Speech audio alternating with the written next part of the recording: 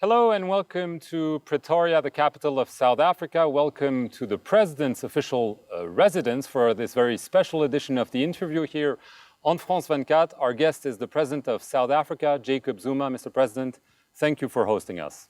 Thank you very much for coming.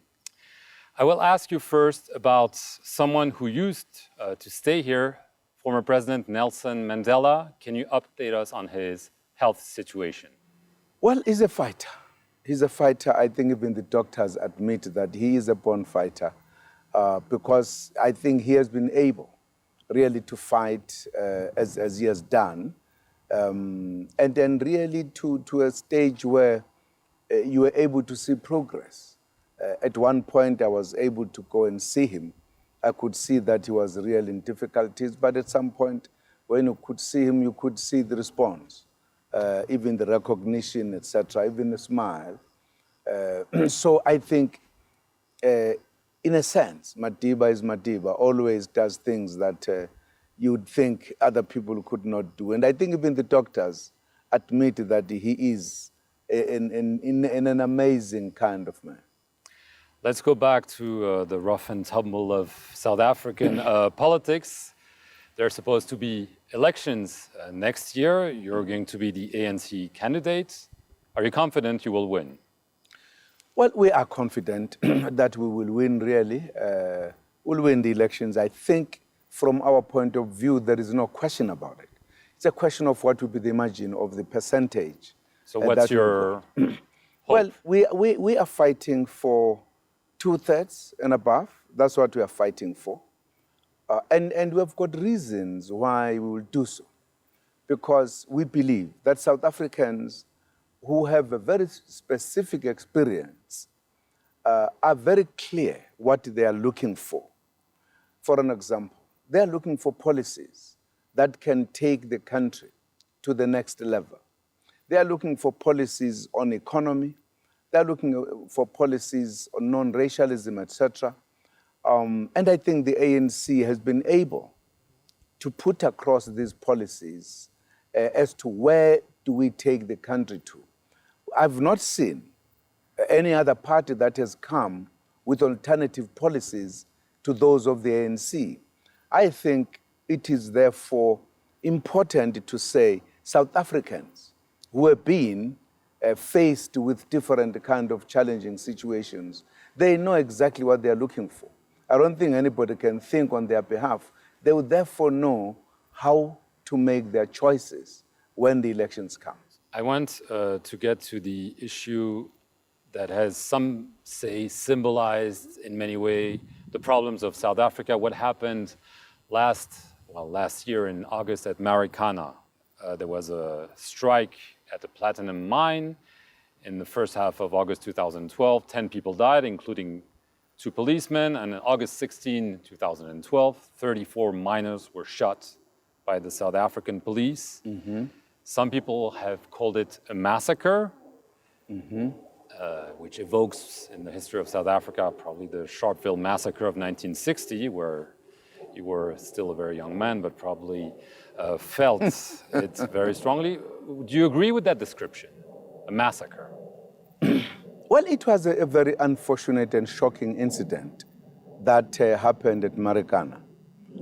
And I'm sure it shocked us as South Africans, having the history that we have.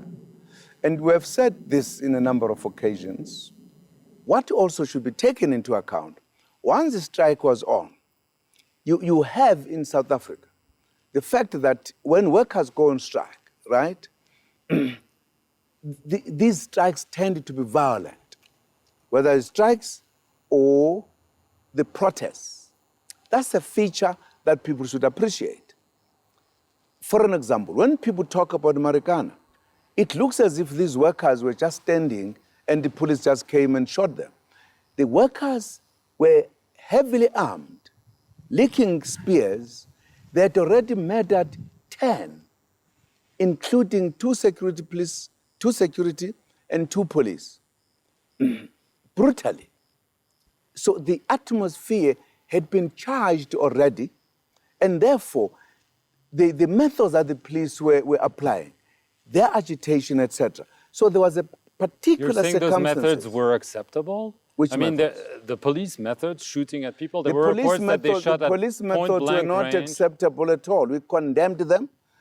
The methods of the workers were not acceptable at all. You can't go on strike and be armed. You can't kill innocent workers. This is the fact that people don't put it together and balance. This is a point I'm making. But the commission of inquiry that was set up has recently said the police is not telling the truth. Police of inquiry is still on process. Yes. That's why we can't Aren't make you troubled by conclusive. That's why we cannot make a conclusive kind of thing. They can't say the workers were right by killing 10 people. That commission can't say so. I'm saying let us balance the fact. We condemn the police by shooting people. Should there be sanctions? No, For now, no, there have no. been no sanctions. We are not a commission. The commission is going to come with the facts and recommendation.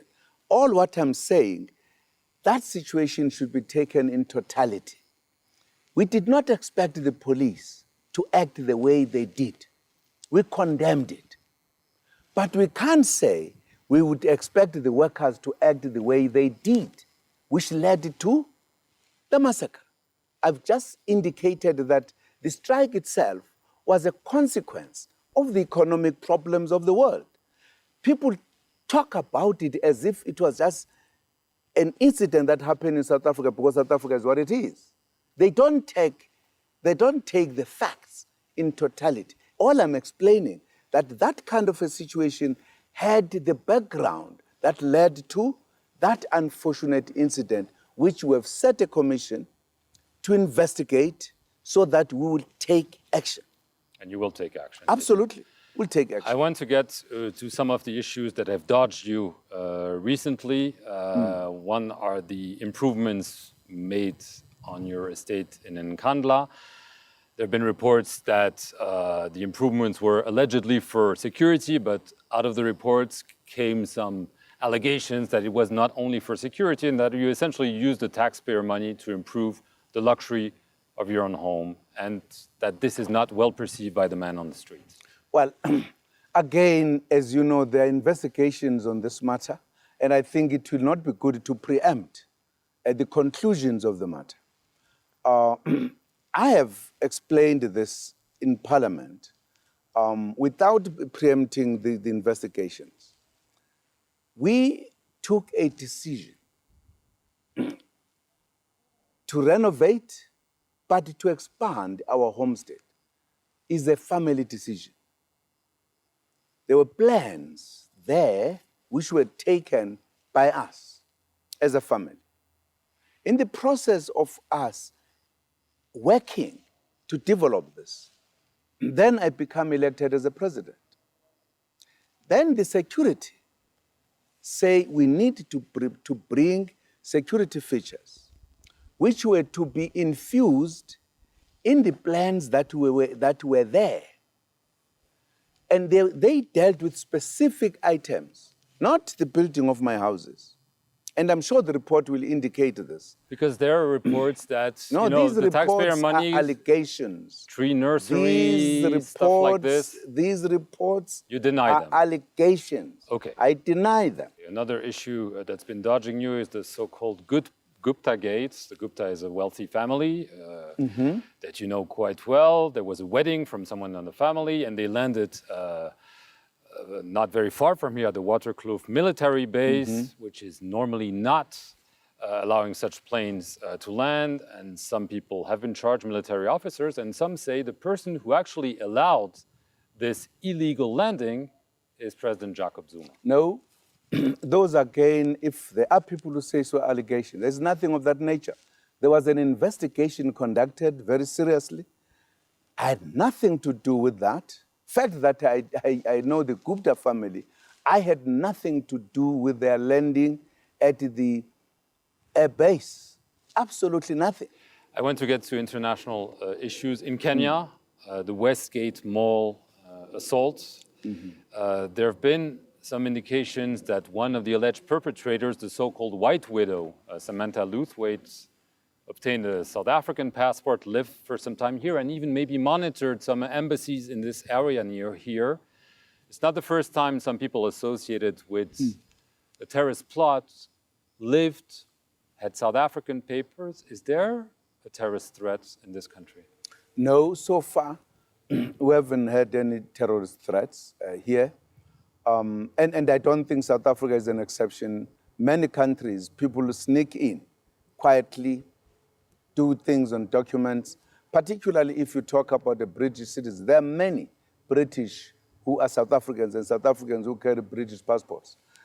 That people could maneuver and do, this is what they do in every country. That's a kind of thing that terrorists do. We have our own. As soon as this report came, I think we are involved in a very serious investigation to discover exactly what happened. What we cannot do, we cannot say people who are British, who have a right to have South African passports, they can't have them. Whether they abuse them or not is a different matter. Are there Al-Shabaab cells in South Africa? Have you uncovered cells or maybe disrupted plots? No. We have not discovered any Shabaab in South Africa. But we can't say they're not there because nobody can say, even most developed countries who have had actions taken against them, they did not know because people were there, then they knew because they had all the intelligence. Because these people operate in a manner in which they do. We have our own kind of intelligence that we are looking at the country in a number of places. We protect our country and we try not to have such people operating in our country. The very information that there are people who do so, that has alerted us to some places in terms of how passports could be forged or whatever, how people could abuse their right of citizenship to South Africa, and we are very vigilant on the matter. There have been American raids recently in Libya, in Somalia. We've seen a French intervention in Mali, and President Obama said the following: Africa is one of the places where these terrorist groups gather, and we're going to have to continue to go after them. Does it bother you that French, Americans, British, special troops snoop in, take someone, kill someone, and just... It does bother us. It does bother us because we are here in the continent. We need to be dealing with the continent. People who feel they need to make a contribution or assist, they should be assisting the Africans really, rather than to boldly say we come in your continent, we do what... I don't think other continents would accept that if African countries said, we follow your people, we'll get there, we'll deal with them. It is not right. It's a question if, for an example, how do you exchange information as countries? If there are threats, to say, look, there are people there, we think we can do it. But to make that kind of a statement, many African states said, but where are we? I think we've passed the stage where we served as colonies, where colonial countries would come and do whatever by force because they had colonized us. We are countries that are trying to look after the security of the continent. We think there should be coordination. They should be working together to deal with the terrorists all over. And if countries think that there are terrorists in Africa, how would you help us to deal with that situation? Because in some cases, if people come in, we remain with a bigger problem. Libya is an example. As African countries, we had a roadmap how to deal with the Libyan issue. The big countries bombed it and killed Gaddafi and left a worse security situation in the Sahrawi region, in the north of Africa. They are no longer there. We have to deal with this. It is in the background of this. This is no longer a theoretical question. It's a real question that we had our way as African countries. We went to Libya when Libya was being bombed to try to find a smooth way of solving the problem of bringing about change. But they came with the bombs. But you supported the French intervention in Mali, for instance. Of course, yes, because rebels were attacking Mali. They were about to take over Mali. And the French talked to us and said, look, here is a situation, being asked to come in, we want to come in. So we knew, because the region could not handle the matter. That's a different matter. They did not just come and bomb. We're all aware. They called, in fact, a number of heads of state in the continent. One issue that you talked recently about with the French president is the Central African Republic. Yes. It seems after the president was overthrown, President Bozize in March, South Africa sent troops, lost a dozen soldiers. It seems hell is breaking loose. Absolutely. Of course, as you know, that situation, since the time of Bozize's going, it has never come right. We participated in the discussion to try to find a way that we could not allow the rebels to take over and become a military government. And there was a particular formula that was utilized to bring in the prime minister, who was therefore the key factor, to give them 18 months within which to prepare for elections. But it has never come right. It has been deteriorating all the time. We discussed this issue with President Hollande. You said South Africa would be part of the solution. What do you mean, sending troops back there? Not necessarily. Whatever solution, we were part of the first solution. We did not send troops. When we were part of the meetings that changed the nature of that coup and formulated it the way it was. We're part of the meetings that took place.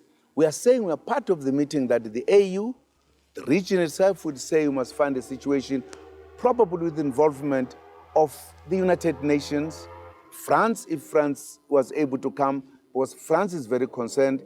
They're protecting, as President Hollande said, their citizens.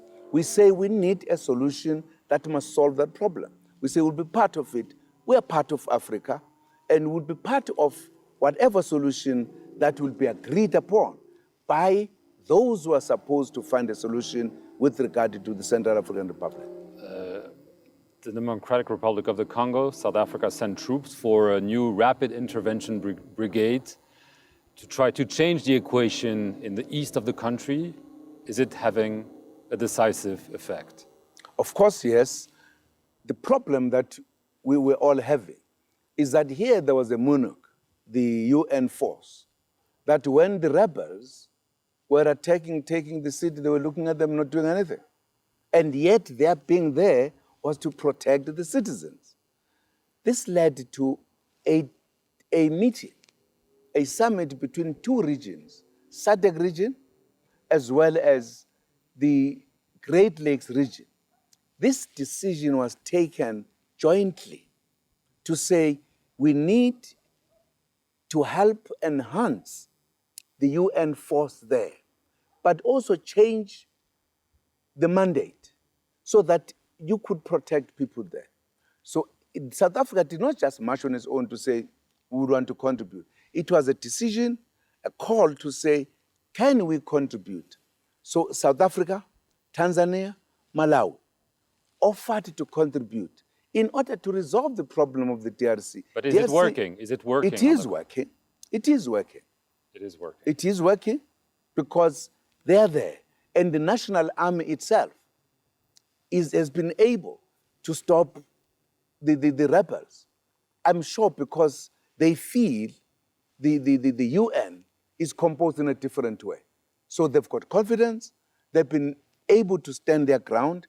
There were clashes when we were there already. I think they were able to push back the rebels. So I think it is working. It must work because it is a desire of both regions. It's not just the desire of one country. All of us, we want to resolve the issues in the DRC. Once and for all. Last issue, the International Criminal Court. You attended a meeting of the African Union in Addis Ababa.